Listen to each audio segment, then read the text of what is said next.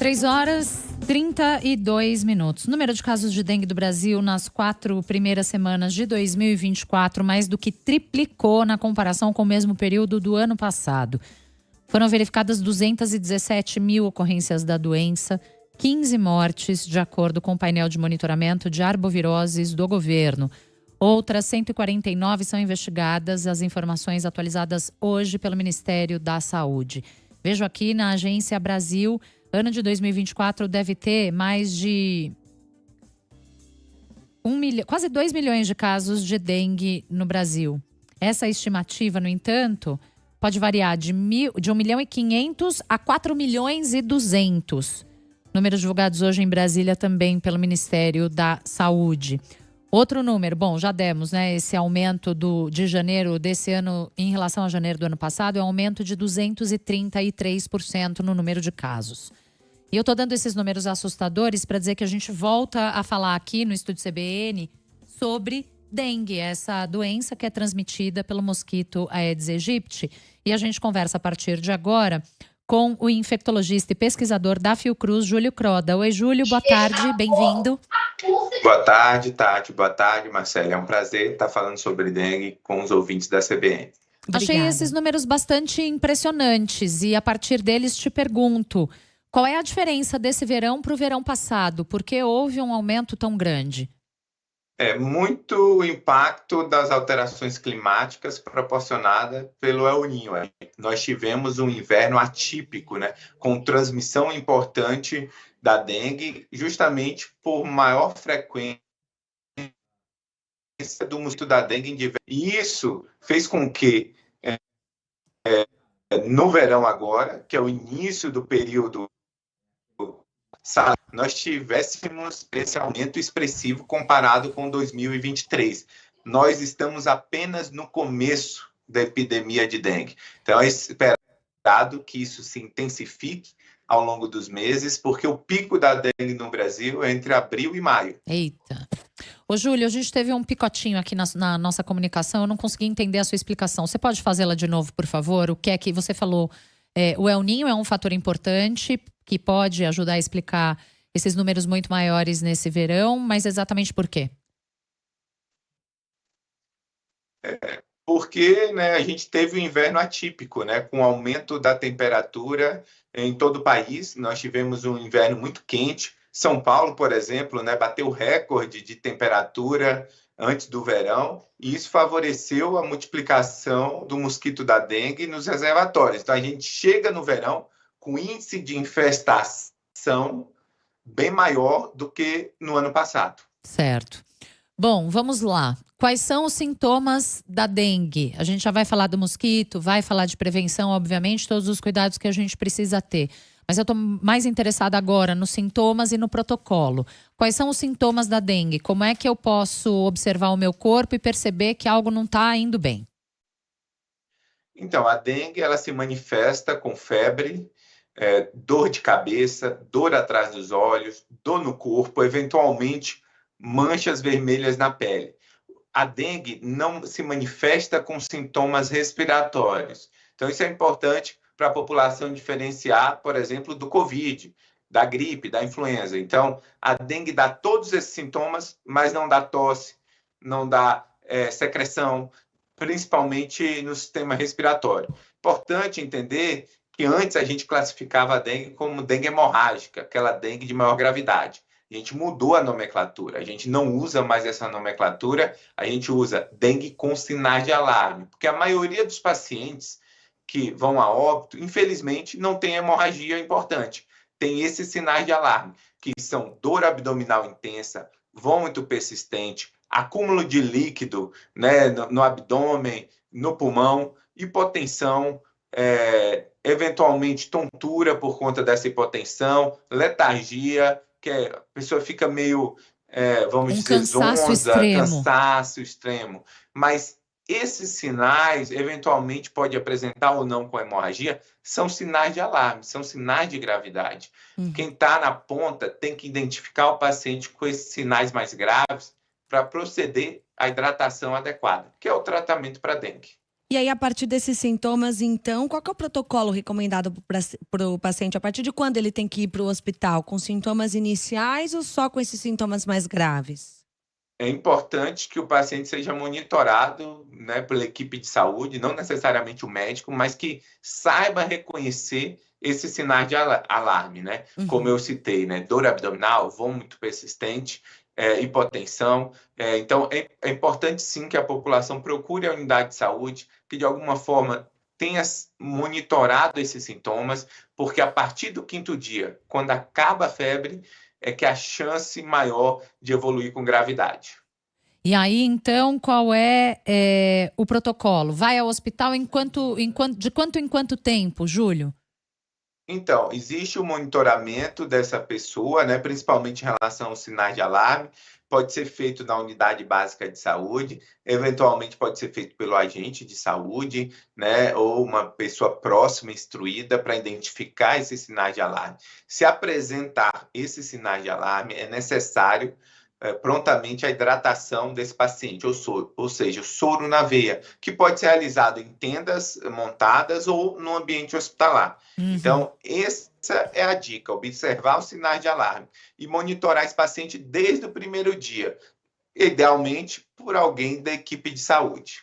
Conversava essa semana com uma paciente com dengue, que disse que a partir do diagnóstico ela foi orientada a voltar ao hospital a cada 2 dias, justamente para fazer um hemograma, para conferir a contagem de plaquetas. E aqui eu queria que você nos explicasse, por favor, qual é a importância da hidratação e o que é que tem a ver com essa contagem de plaquetas.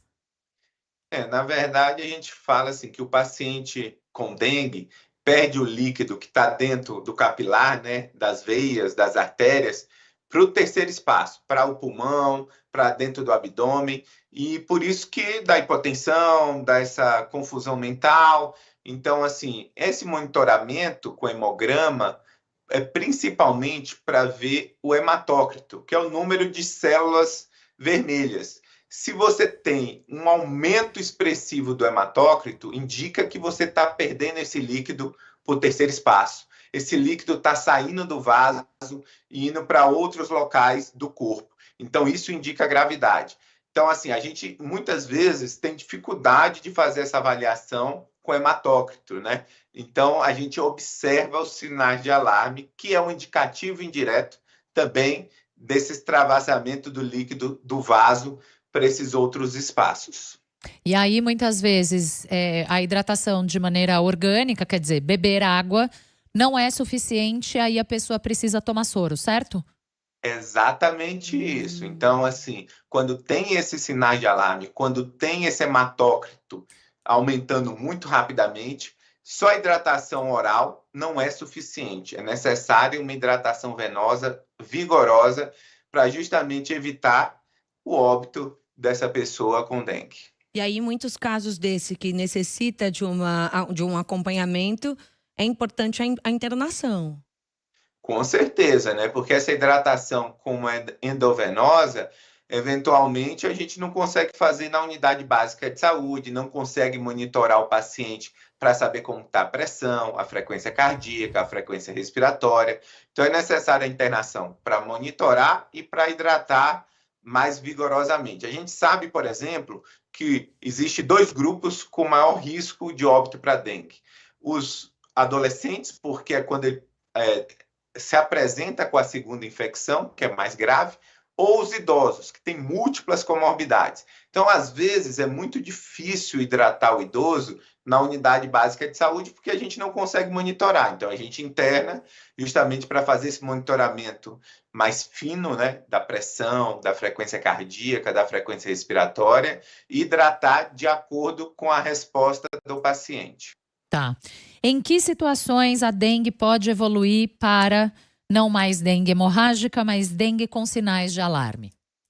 É difícil prever, né? Essa é a dificuldade da dengue, né? A gente tem esses 2 grupos que têm maior risco, os adolescentes, porque o organismo entende que aquela segunda infecção é igual à primeira infecção e produz uma resposta imunológica que não é efetiva. Então, o vírus se multiplica muito mais intensamente, por isso o risco de gravidade nesse grupo, e por isso que a gente adotou a vacina para esse grupo.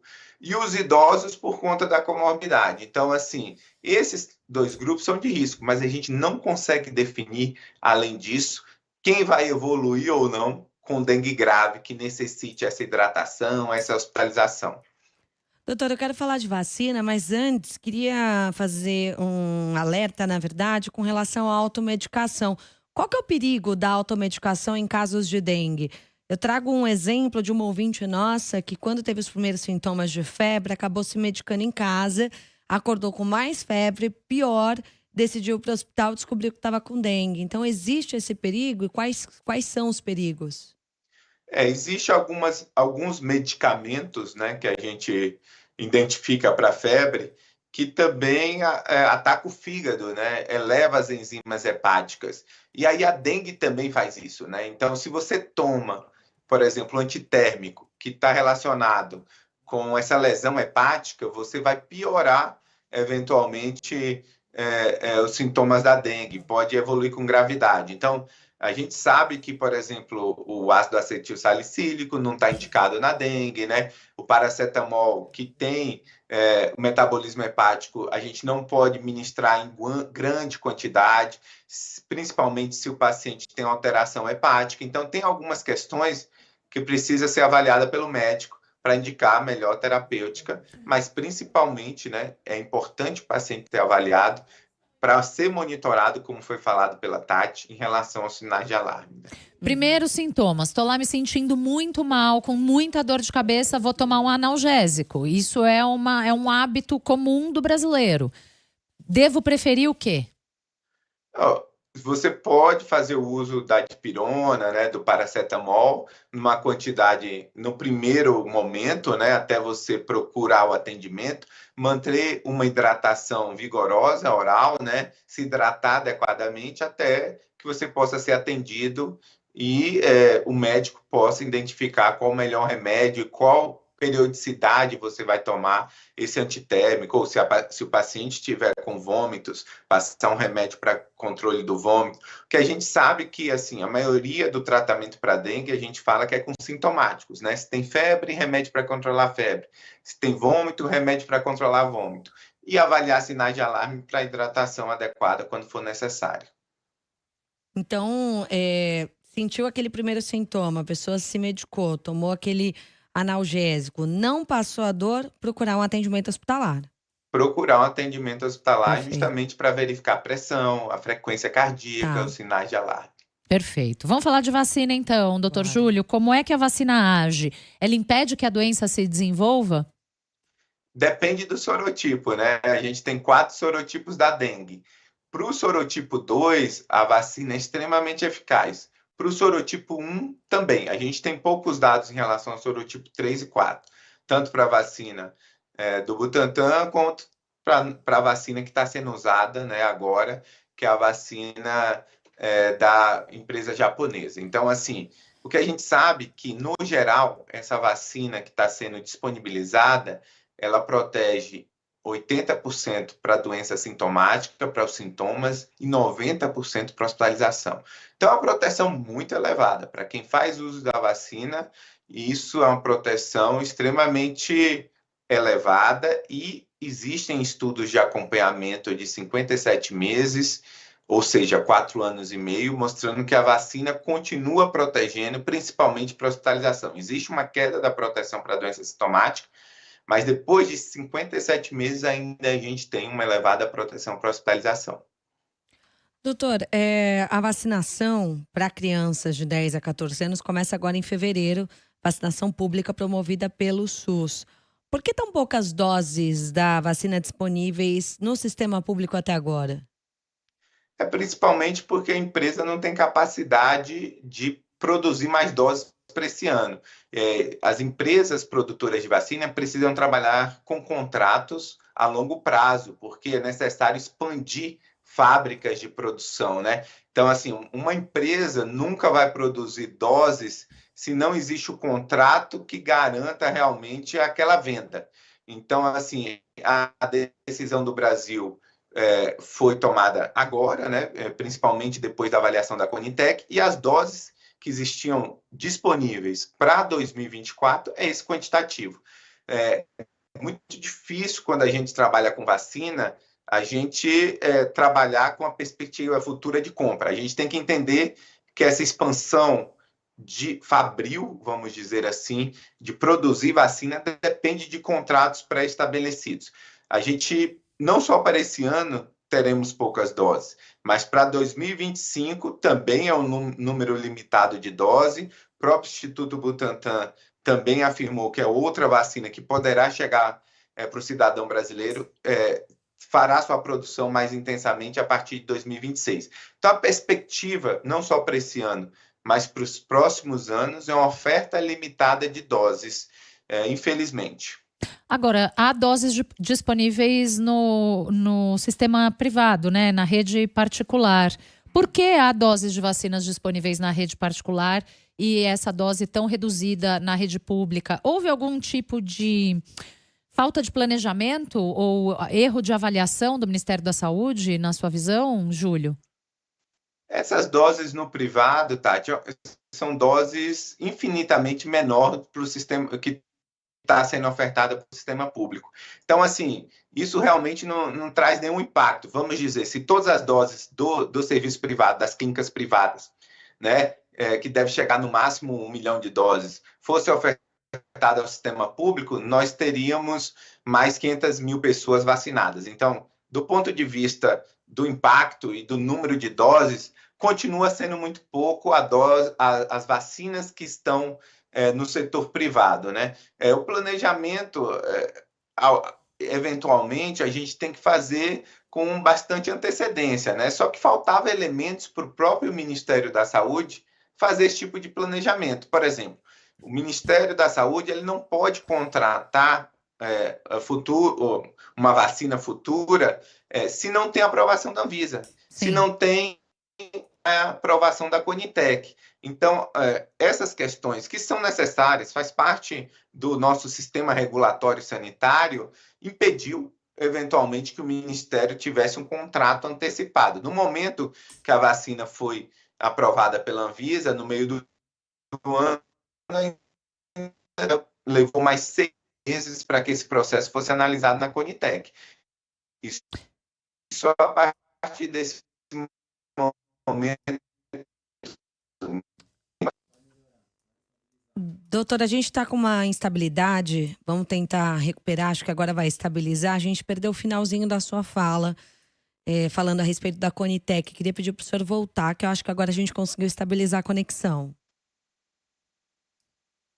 Tá, assim, a gente teve a aprovação da vacina da dengue pela Anvisa aproximadamente no meio de 2023. E aí existe um processo de análise da Conitec, que é a incorporação dessa vacina no SUS. E isso foi finalizado em dezembro do ano passado.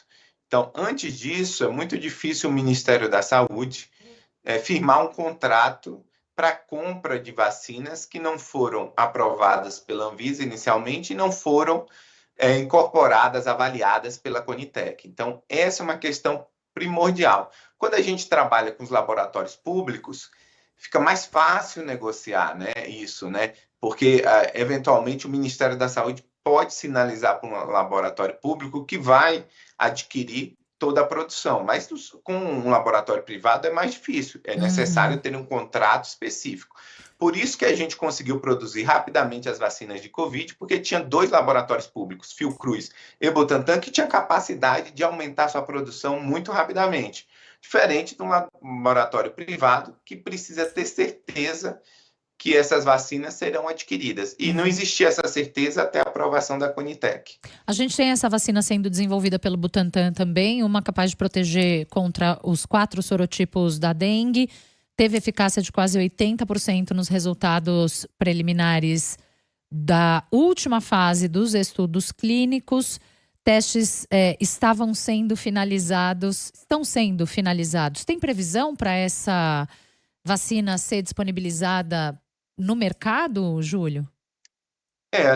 Foi publicado, inclusive, essa semana, né, os resultados parciais de 2 anos de acompanhamento, mostrando que a vacina é extremamente eficaz para o sorotipo 1 e 2, não circulou sorotipo 3 e 4, assim como a vacina da empresa japonesa, então a gente não tem esses dados, mas com esses dados que foram publicados, acredito que o Butantan já pode preparar o seu dossiê, né, para apresentar à Anvisa para solicitar o registro dessa vacina. Acredito que isso deva acontecer ainda no ano de 2024, eventualmente essa análise deve ser feita no segundo semestre pela Anvisa e muito provavelmente essa vacina será aprovada pela Anvisa também. Aí cabe uma negociação entre o Ministério da Saúde e o Instituto Butantan para entender a capacidade instalada, quantas doses o Butantan poderá produzir, quantas doses ele poderá ofertar em 2025 e 2026. Júlio, você comentou que os adolescentes e idosos acabam sendo os mais afetados quando a doença evolui.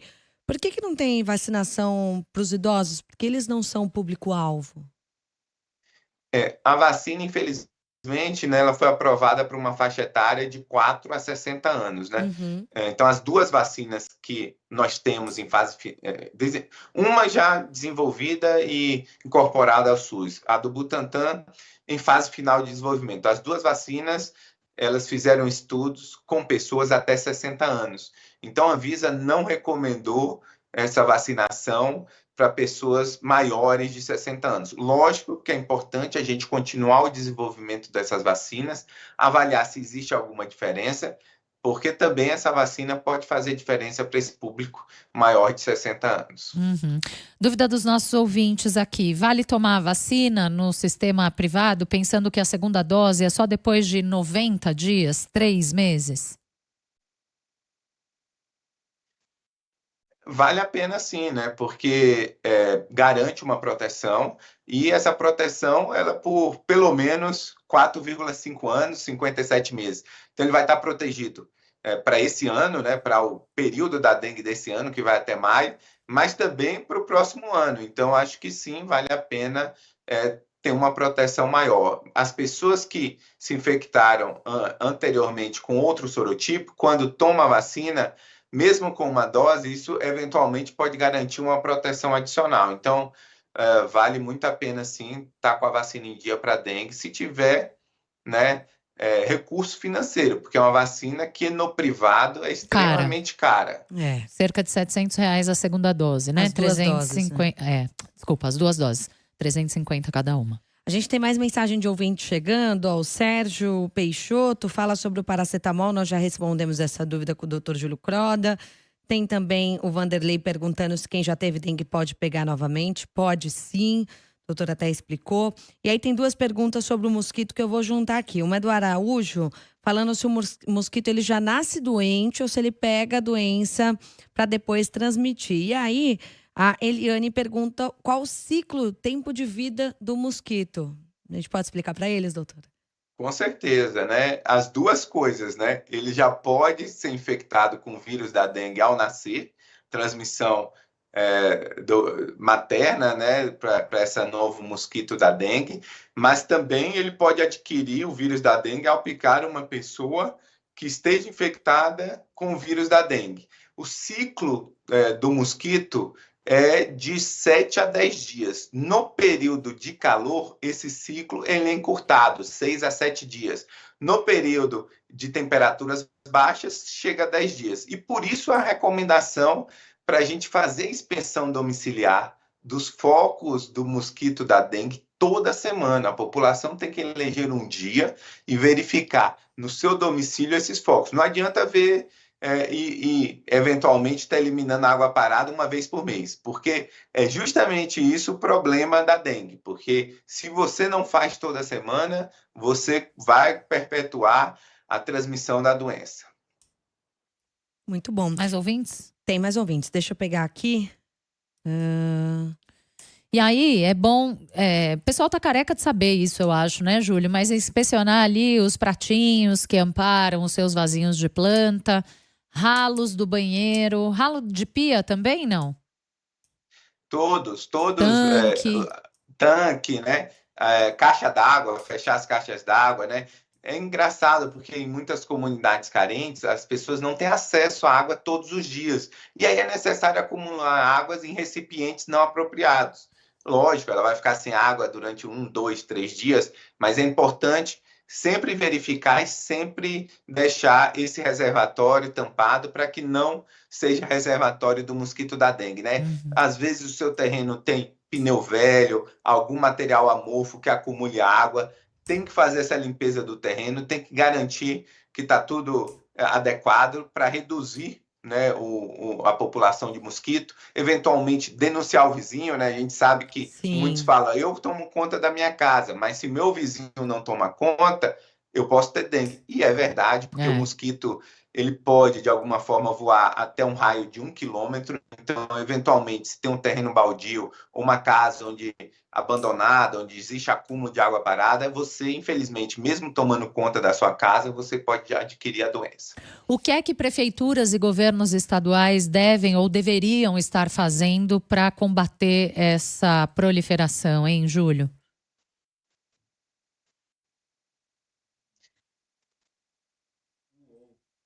É importante a gente entender, né, que alguns governos eles podem adotar medidas de fiscalização mais intensa nesses domicílios, né? A gente já vê alguns estados que a justiça autorizou a entrada dos agentes nesses locais fechados ou abandonados, notifica os proprietários desses terrenos, multa eventualmente também para esses proprietários desses terrenos, porque é necessário um esforço coletivo. A gente sabe que a maioria dos focos do mosquito da dengue são intradomiciliares. Então, se não houver essa...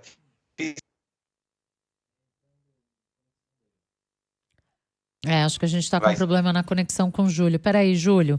Vamos ver se voltou aqui, mas você dizia que a maioria dos focos são intradomiciliares. Eu te perguntava sobre ações coletivas e institucionais. As ações coletivas, né? É importante que exista uma comunicação muito fina entre o poder público, os gestores e a justiça para garantir a fiscalização adequada em todos esses ambientes, né? Principalmente em terrenos abandonados, casas abandonadas, que a gente chama de hiperfoco do mosquito, onde existe uma proliferação muito grande do mosquito da dengue. A prevenção é a principal medida e a única prevenção que nós temos agora, né, é o controle vetorial. A vacina está chegando agora. O impacto da vacina vai ser muito pouco no que diz respeito à redução do número de casos, hospitalização e óbito, justamente pelo número limitado de vacinas que nós temos acesso. Júlio, são muitas mensagens de ouvintes, quero agradecer a todos, mas eu vou separar duas para a gente poder encerrar. A primeira é da Vera, ela pergunta se quem já teve pegar de novo, se ela vem pior, necessariamente se a doença vem pior. E uma outra com relação às larvas do insetos, do Marcos, se você encontra essas larvas na água parada, como faz para matar? Então, em relação à primeira pergunta, né, a segunda vez que você pega dengue é o momento que você tem mais risco de desenvolver dengue grave. A terceira e a quarta, não. Então, é a segunda dengue, a população tem que ficar atenta se for a segunda vez que pega dengue, porque aí está associado a dengue grave, né? Em relação a larvas, a eliminação da água por si só elimina essa larva e faz com que o mosquito não complete o seu desenvolvimento e não vire mosquito novamente. Então, basta eliminar essa água parada ou, eventualmente, existe, se for caixas d'água, né, reservatório muito grande, a gente trabalha com larvicidas de liberação longa. Então, de alguma forma, faz o controle nesses reservatórios que a gente não pode eliminar, como os pequenos focos intradomiciliares. Muito bem.